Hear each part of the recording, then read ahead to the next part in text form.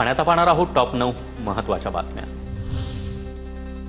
लाडकी बहीण योजनेसाठी पुन्हा एकदा सामाजिक न्याय विभागाकडून निधी 410 कोटींचा निधी वर्ग केल्याची माहिती। जुलैचे पैसे देण्यासाठी सरकारकडून तरतूद। मोदींनी ट्रम्प यांच्या गळ्यामध्ये गळा घालून स्वतःला मिरवलं, पण त्यांचा हा मित्र भारताचा गळा कापतोय। मोदी त्यांच्यासमोर इतके हतबल का? सामनाच्या अग्रलेखातून सवाल उपस्थित। महाराष्ट्राची अर्थव्यवस्था $1 ट्रिलियन करण्यासाठी वेगवान वाटचाल सुरू। मुख्यमंत्री फडणवीसांची माहिती।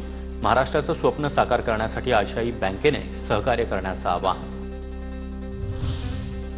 गणेशोत्सव काळात रेल्वेचा प्रवास अधिक गोड होणार।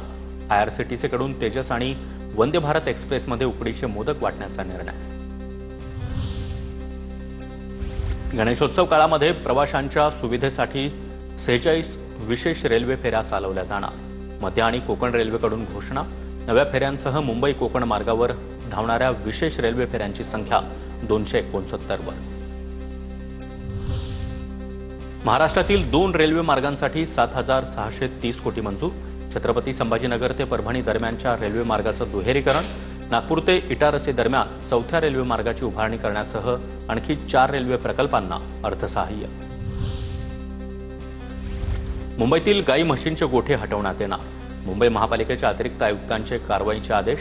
मुंबईतील गोठे पालघर जिल्ह्यामधील दापचेरीमध्ये स्थलांतरित करण्यासाठी हालचाली सुरू।